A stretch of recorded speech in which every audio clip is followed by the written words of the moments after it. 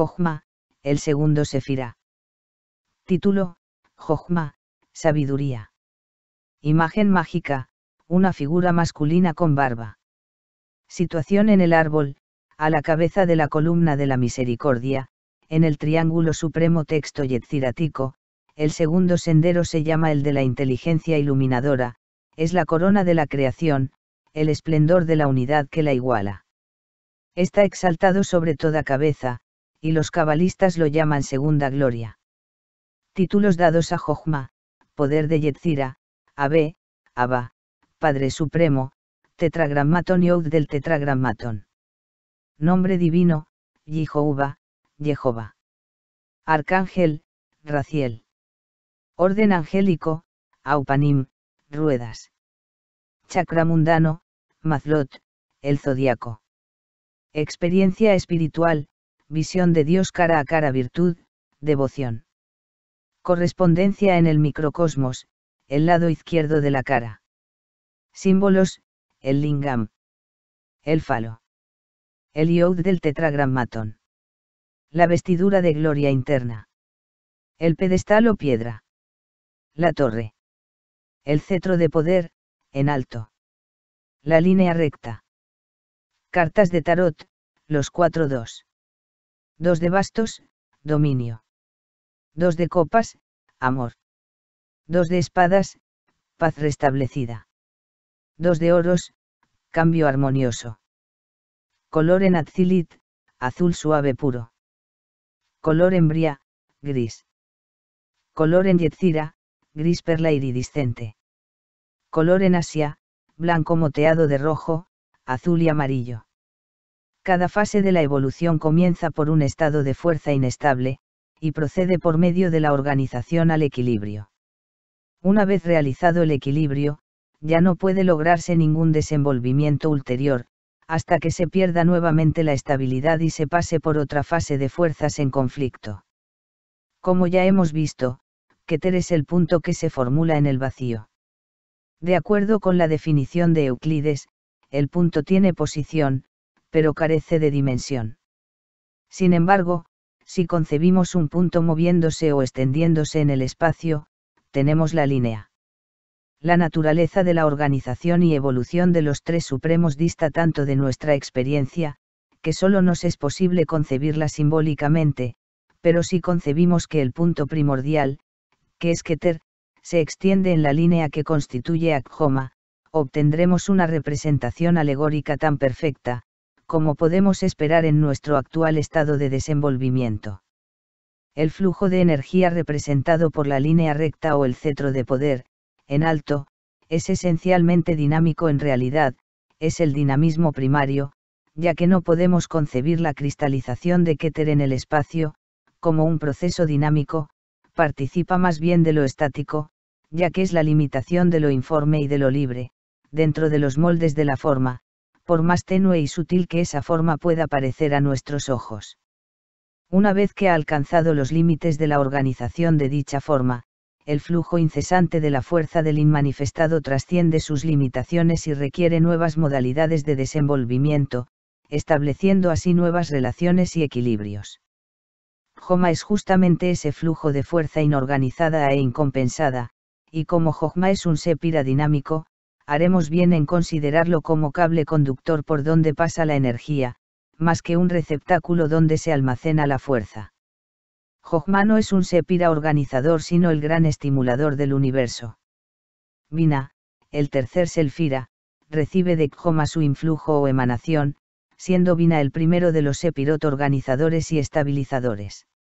Es imposible comprender aisladamente cualquiera de los sépirot apareados, hay que considerar a ambos a la vez. Por tanto, para poder comprender a Jochma, tendremos que decir algo acerca de Binah. Notemos, pues, que Binah está asignado al planeta Saturno y se le llama la Madre Superior. En Binah y Jochma tenemos a los arquetipos positivos y negativos, la masculinidad y femineidad primordiales, establecidas cuando ningún rostro contemplaba a otro rostro, y la manifestación era aún incipiente. De este par de opuestos primarios es de donde surgen los pilares del universo, entre los cuales está tejido el velo de la manifestación. Como ya hemos notado, el árbol de la vida es una representación diagramática del universo, en la que los aspectos positivo y negativo, masculino y femenino, están representados por los pilares laterales de la misericordia y de la severidad. Podría parecer muy extraño, a quien no esté familiarizado con estas cosas, que el pilar de la misericordia sea atribuido a la columna masculina o positiva, y en cambio, el pilar de la severidad, corresponda a la columna femenina. Pero cuando nos damos cuenta de que el tipo de fuerza dinámica masculina es el que estimula y provoca la evolución, mientras que el tipo de fuerza femenina es el que construye las formas, se verá que esa denominación es muy adecuada, porque la forma que se construye a su hora debe ser dejada atrás y pierde su utilidad, convirtiéndose en un obstáculo e inconveniente para el progreso de la vida evolucionante, provocando la disolución y desintegración que ultérrimamente lleva a la muerte. El padre es el dador de vida, pero la madre es la dadora de la muerte, ya que su matriz es la puerta por donde se penetra en la materia y por intermedio de la cual la vida es aprisionada por la forma. Ninguna forma puede ser ni infinita ni eterna, el nacimiento lleva implícita la muerte. Entre esos dos aspectos bipolares de la manifestación, el Padre y la Madre Supremos, se va tejiendo el velo de la vida. Las almas van y vienen como la corredera de un telar. Y en nuestras vidas individuales, en nuestros ritmos fisiológicos, en la historia del nacimiento y caída de las naciones, podemos observar la misma periodicidad rítmica. En este primer par de Sepirot, tenemos la clave del sexo, el par de opuestos biológicos de la masculinidad y de la femineidad. Pero esta paridad de opuestos no solamente es de tipo, sino que también se produce en el tiempo, y tenemos épocas alternantes en nuestras vidas, en nuestros procesos fisiológicos y en la historia de las naciones, durante las cuales prevalece la actividad o la pasividad, la construcción o la destrucción. El conocimiento de la periodicidad de estos ciclos es parte del secreto celosísimamente guardado por los iniciados de la antigua sabiduría, que puede ser descubierto astrológica y cabalísticamente. La imagen mágica de Khoma y los símbolos que se le asignan, contienen esa idea. La imagen mágica es la de un hombre con barba para indicar su madurez, el padre que ha dado pruebas de su virilidad, y no el hombre aún virgen e inocente. El lenguaje simbólico habla claramente. El lingam de los hindúes y el falo de los griegos son los órganos masculinos generadores en sus respectivos idiomas. La piedra vertical, la torre o el cetro en alto, todos ellos son símbolos del mismo miembro viril. Sin embargo, no debe suponerse que Khoma es un símbolo fálico o sexual, y nada más. Genuinamente, es un símbolo primario o positivo, porque la virilidad es una forma de la fuerza dinámica, así como la femineidad es una forma de energía estática, latente, potencial, hasta que se imparte el estímulo necesario. El todo es mayor que cada una de sus partes.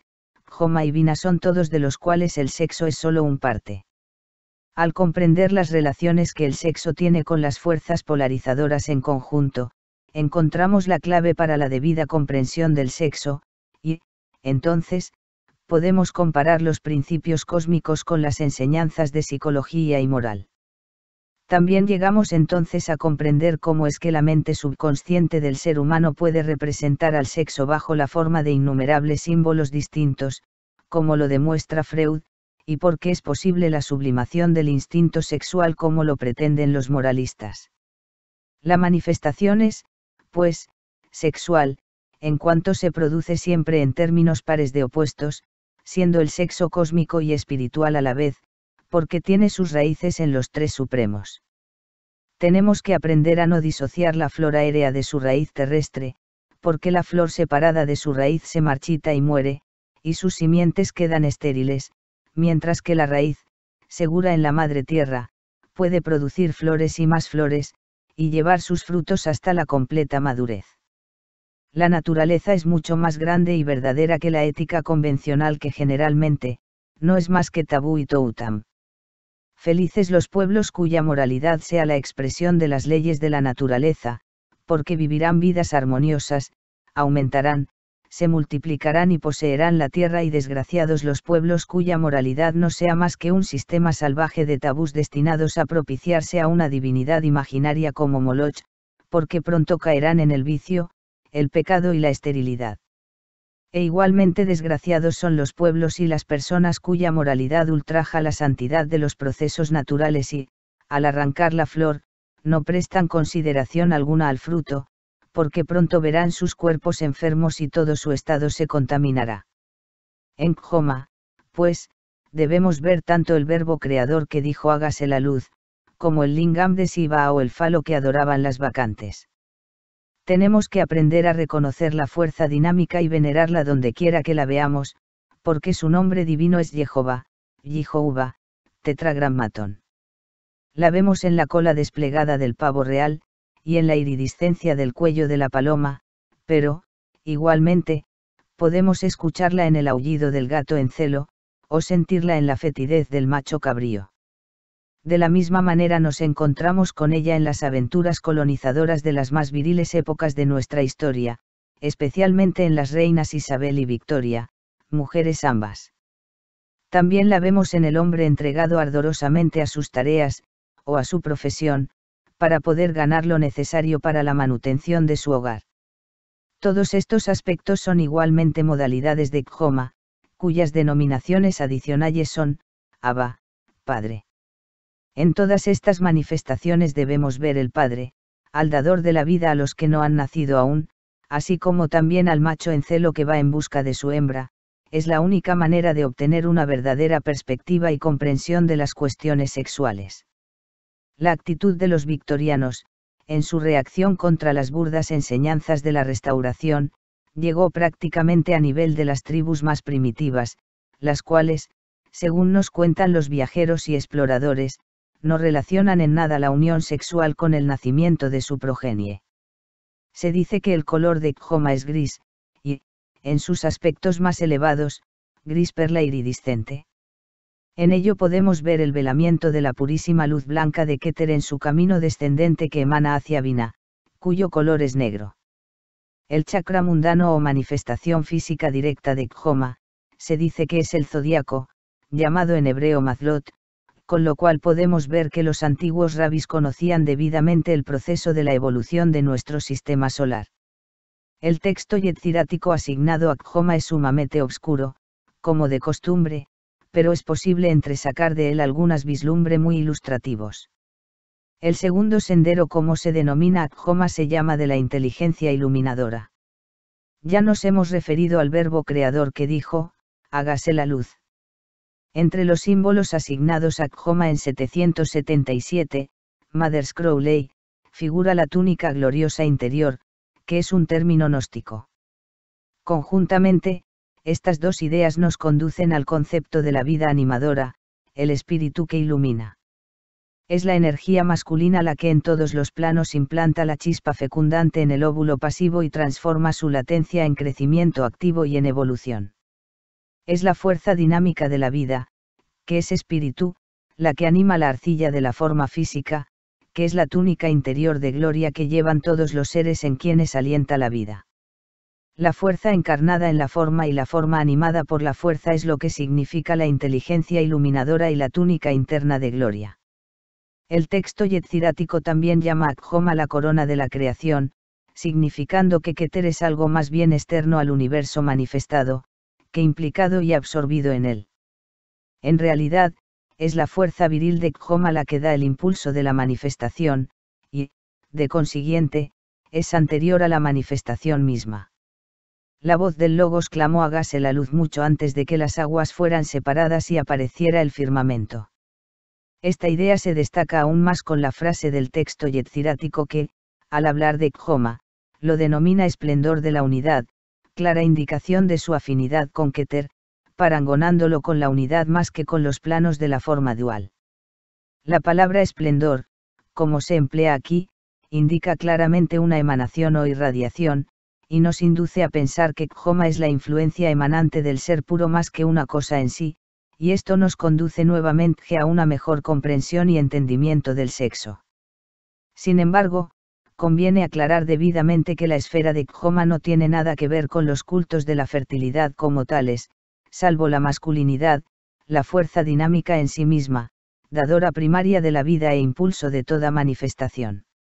Aunque las manifestaciones superior e inferior de la fuerza dinámica sean las mismas en esencia, se encuentran en niveles distintos.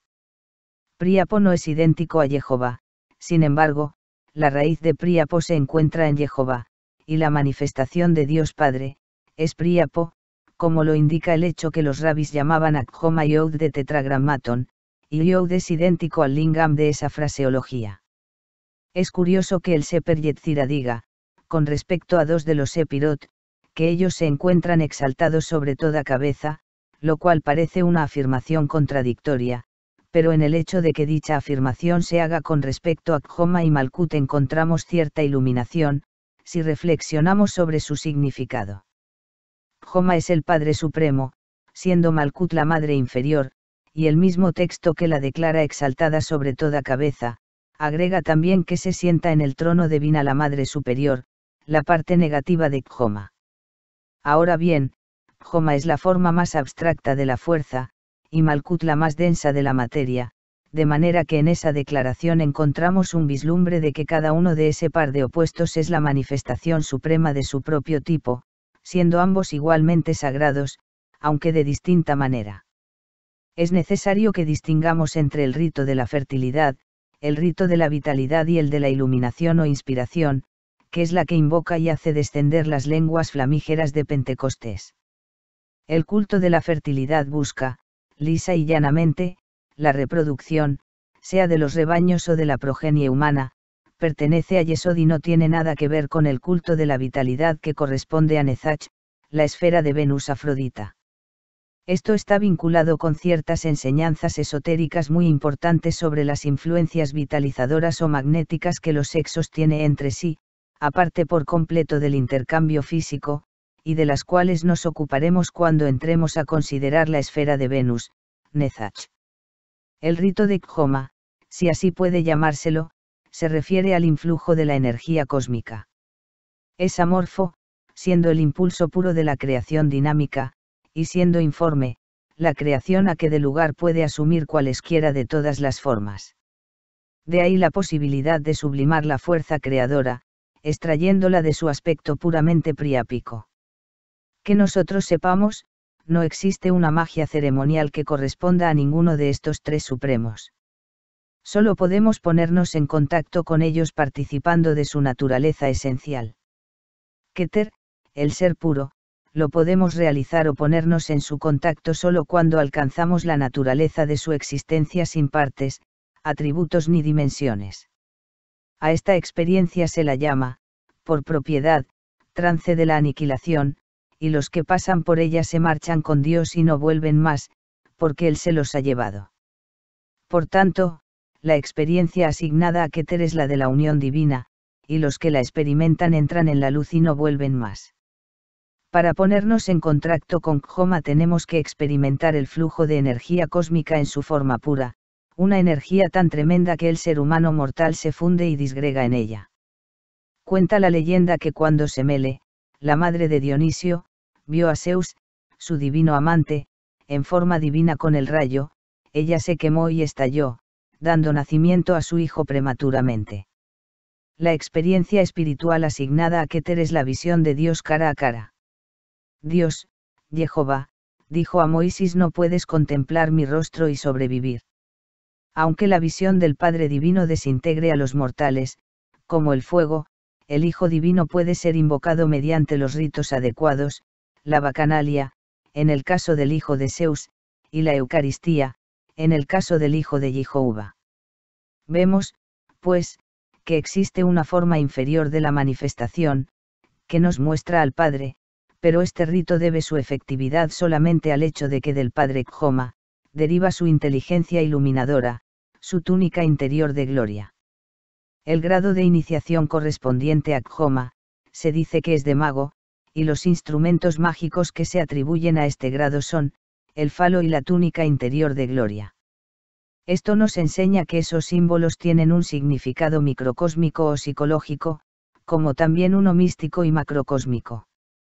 La vestidura interior de gloria debe significar, seguramente, esa luz interna que ilumina a todo ser humano que viene al mundo, la visión espiritual merced a la cual el místico discierne las cosas espirituales, la forma subjetiva de la inteligencia iluminadora a que se refiere el texto del Sefer Yetzirah.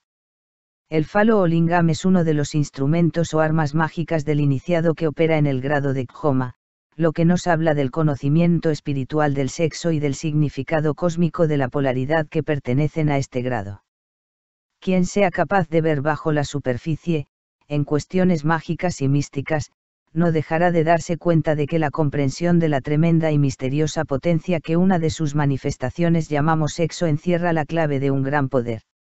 No es por nada que las imágenes sexuales impregnan todas las visiones del vidente, desde el cantar de los cantores hasta el castillo interior. Por lo antedicho no debe deducirse, ni mucho menos, que estemos abogando por los ritos orgiásticos como sendero de iniciación, sino queremos decir que, sin la debida comprensión y entendimiento del aspecto esotérico del sexo, el sendero es un callejón sin salida. Freud explicó claramente la verdad a nuestra generación cuando indicó que el sexo es la clave de la patología psicológica, aunque cometió el error de convertirla en la única clave de las 9 cámaras del alma humana. Así como no puede existir la salud subconsciente si no hay armonía en la vida sexual, tampoco puede existir ninguna operación positiva y dinámica en los planos de la supraconsciencia, a menos que se comprendan y observen rigurosamente las leyes de la polaridad. Para muchos místicos que tratan de huir de la materia refugiándose en el espíritu, estas palabras podrán parecer un poco duras, pero la experiencia demostrará que son verdaderas. Por tanto, hay que decirlas, aunque sean pocos los que las agradezcan. El tremendo flujo descendente de las energías de Khoma, invocados por medio del nombre divino de 4 letras, ya del yod macrocósmico al yo microcósmico, y allí es sublimado.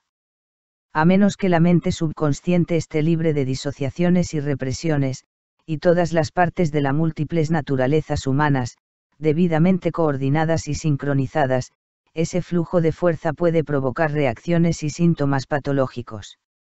Esta no quiere decir que quien invoca a Zeus sea, a la vez, un adorador del Príapo, pero sí significa que nadie puede sublimar una disociación. Cuando el canal está libre de obstrucciones, el flujo descendente puede dar vuelta en el nadir y convertirse en un flujo ascendente, factible de ser dirigido hacia cualquier esfera o canal que se desee, pero, agrade o no, el hecho es que se trata de un flujo descendente antes que pueda convertirse en uno ascendente, y si nuestros pies no están firmes sobre la tierra elemental, estallaremos como viejos odres de vino. Todo ocultista práctico sabe que Freud ha dicho la verdad, aunque no todas, pero no lo manifiestan por temor de ser acusados de falacismo o de prácticas orgiásticas. Todas las cosas tienen su lugar debido, aunque no en el templo del Espíritu Santo. Negarles su puesto es una locura que la época victoriana debió pagar bien caro con una abrumadora cosecha de psicopatologías. Cuando operamos dinámicamente en cualquier plano, estamos actuando en el pilar derecho de la árbol y extraemos la energía primaria que utilizamos, de la fuerza de Yod de Khoma. En este punto debemos mencionar el hecho de que la correspondencia microcósmica de Khoma es el lado izquierdo del rostro. La correspondencia macrocósmica y microcósmica desempeñan un papel importantísimo en la práctica. El macrocosmo u hombre mayor es, por supuesto, el universo mismo, mientras que el microcosmo es el humano individual. Se dice que este es el único ser que tiene una naturaleza cuádruple que corresponde exactamente a los niveles del costado. A los ángeles les faltan los niveles inferiores y a los animales, los superiores. Las referencias que se hacen al microcosmos no deben ser tomadas crudamente como si representaran las distintas partes del cuerpo físico, porque tienen relación con el aura y las funciones de las corrientes magnéticas de la misma. Siempre debe tenerse presente, como dice el Swami Vivekananda, que lo que en el hombre está a la derecha se encuentra a la izquierda en la mujer. Además, hay que recordar que lo que es positivo en el mundo físico es negativo en el plano astral, nuevamente positivo en el mental y negativo en el espiritual, como lo indican los entrelazamientos de las 2 serpientes, blanca y negra, que forman el caduceo de Mercurio. Si se coloca este caduceo sobre el árbol, cuando éste ha sido preparado para representar los 4 mundos de los cabalistas, se forma un jeroglífico que revela la operación de la ley de polaridad en relación con los distintos planos. Este es un jeroglífico importantísimo que rinde buenos frutos en la meditación.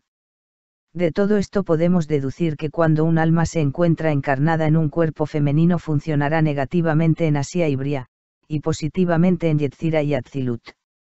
En otras palabras, la mujer, física y mentalmente, es negativa, pero psíquica y espiritualmente es positiva, sucediendo lo contrario en el hombre. En los iniciados hay una compensación considerable, porque cada uno aprende la técnica necesaria con respecto a los métodos psíquicos, positivos y negativos.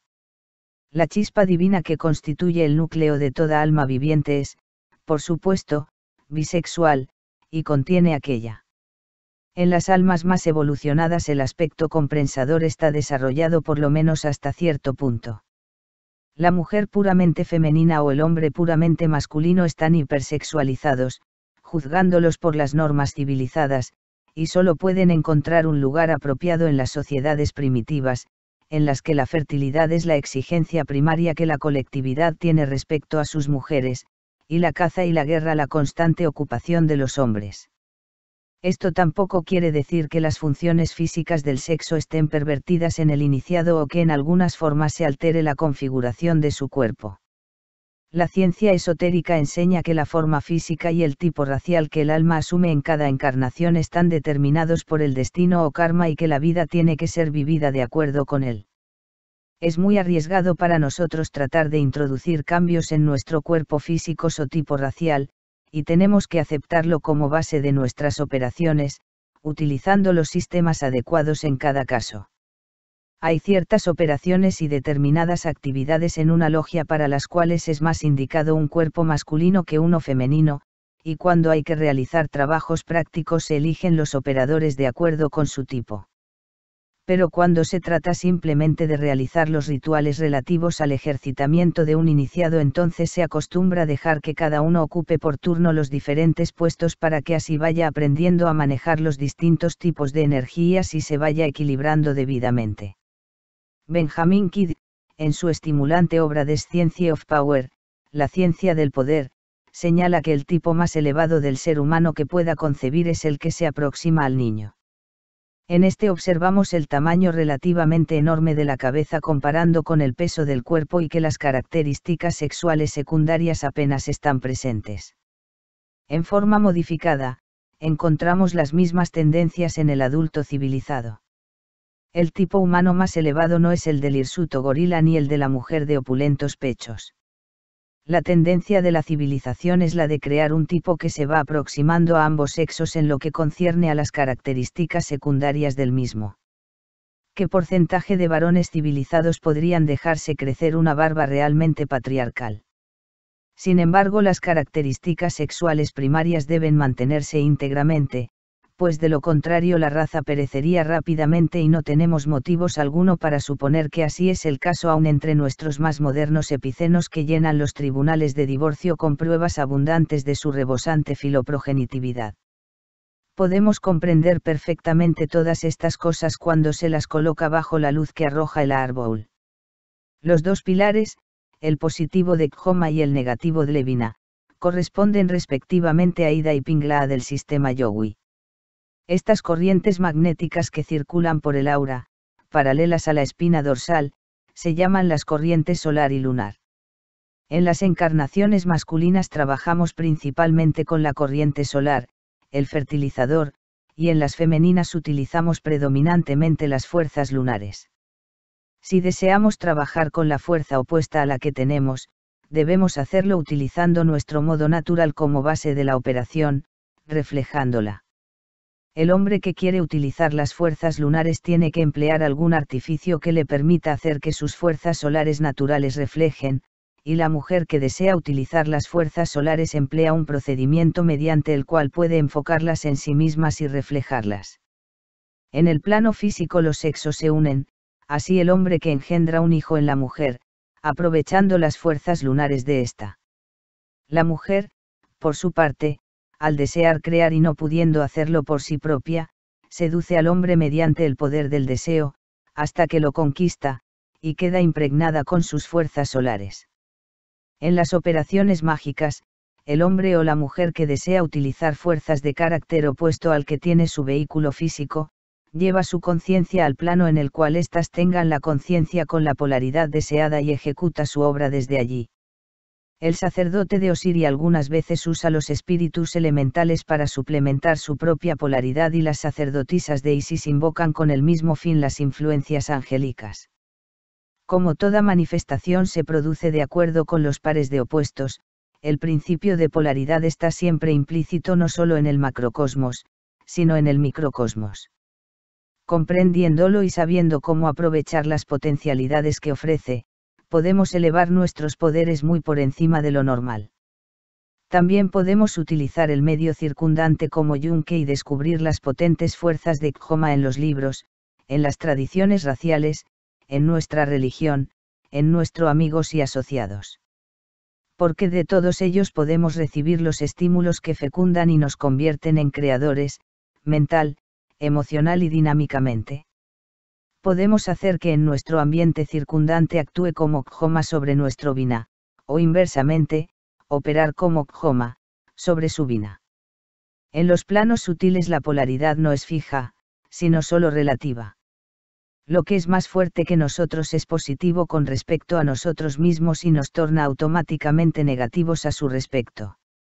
Si somos nosotros los más fuertes, en cualquier sentido, nos hace positivo a ese respecto, pudiendo asumir entonces el papel correspondiente.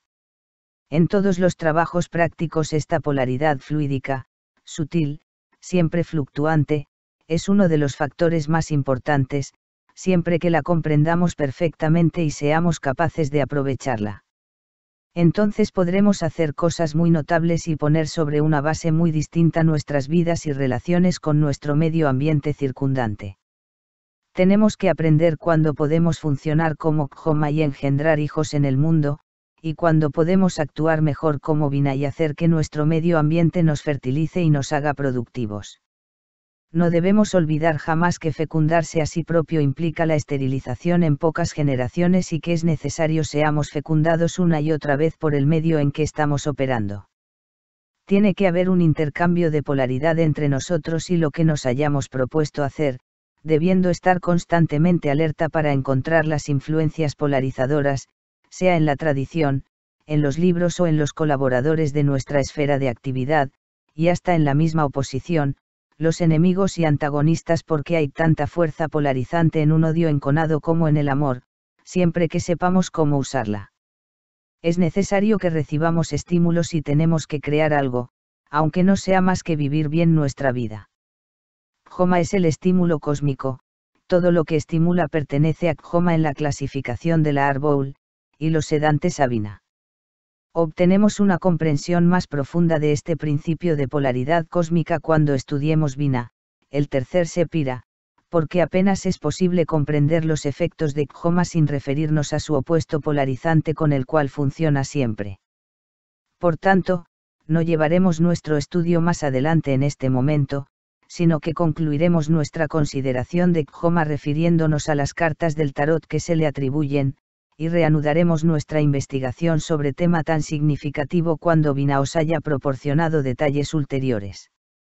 Como lo hicimos notar en el capítulo referente a Keter, las 4 series de láminas del tarot corresponden a los 4 elementos, y los 4 usases representan las raíces de las potencias de dichos elementos.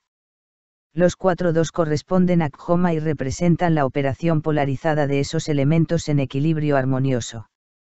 De ahí que todas las cartas del 2 sean cartas de armonía. El 2 de bastos, que corresponde al elemento fuego, se llama el señor dominador.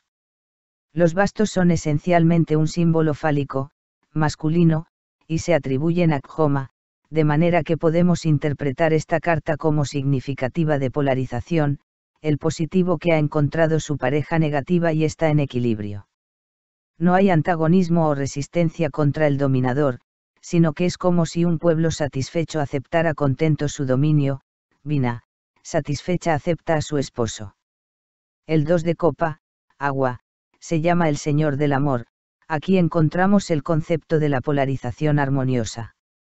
El 2 de espada, aire, es llamado el Señor de la Paz restablecido, indicando que la fuerza destructiva de la espada está en equilibrio temporal. El 2 de oros, tierra, se llama el señor del cambio armonioso. Aquí, como en las espadas, vemos una modificación de la naturaleza esencial de la fuerza elemental merced a su polaridad opuesta, produciendo nuevamente el equilibrio. La fuerza destructiva de las espadas retorna a la paz, y la inercia, la resistencia terrestre, al polarizarse por la influencia de Khoma, se convierte en ritmo equilibrado. Estas 4 cartas indican la fuerza de Khoma sobre la polaridad, esto es, el equilibrio esencial del poder tal como se manifiesta en los 4 mundos de los cabalistas. Cuando aparecen en la adivinación indican siempre poder en equilibrio. No señalan una fuerza dinámica, como podría esperarse de Khoma, porque como este es uno de los 3 supremos, su fuerza es positiva en los planos sutiles y consiguientemente negativa en los planos de la forma. El aspecto negativo de una fuerza dinámica se representa por el equilibrio, en la polaridad. El aspecto negativo de una fuerza negativa se representa por la destrucción, como podemos verlo, por ejemplo, en Kali, la terrible esposa de Shiva con su cinturón de cráneos danzante sobre el cuerpo de su esposo. Este concepto nos suministra la clave de otro de los múltiples problemas de la Arboul, el concerniente a la polaridad relativa de los Sepirot. Como ya hemos explicado, cada Sepira es negativo en su relación con los que le son superiores y de los cuales recibe el influjo de sus emanaciones, y positivo con relación a los que le son inferiores, sobre los que actúa así como su emanador. Sin embargo, algunos de los pares de Sepirot son más precisamente positivos o más precisamente negativos en su naturaleza. Por ejemplo, Khoma es positivo-positivo, y Binah un positivo-negativo.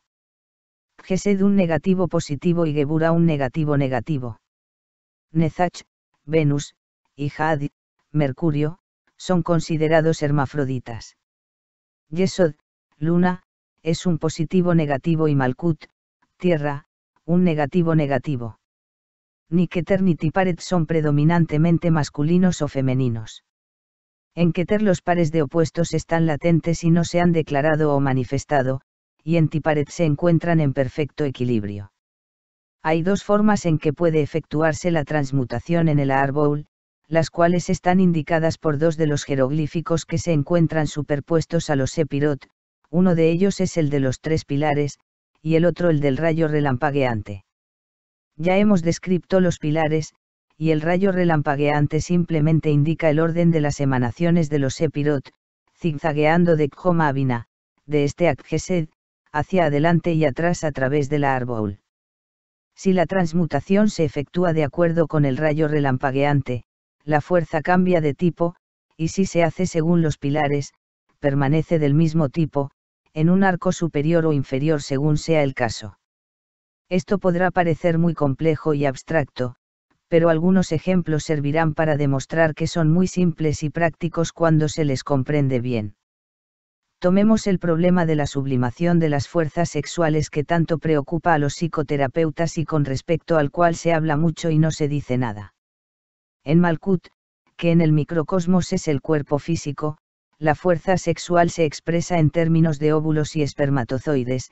En Yesod, que es el cuerpo etérico, se manifiesta como magnetismo, con respecto al cual nada sabe la ciencia o la psicología ortodoxa, pero sobre lo que tendremos mucho que decir cuando tratemos del Sepira correspondiente. Had y Nezach están en el plano astral. En Had vemos que la energía sexual se manifiesta en imágenes visuales, mientras que en Nezach su expresión es bajo la forma de ese tipo peculiar de magnetismo que vulgarmente denominamos ese algo.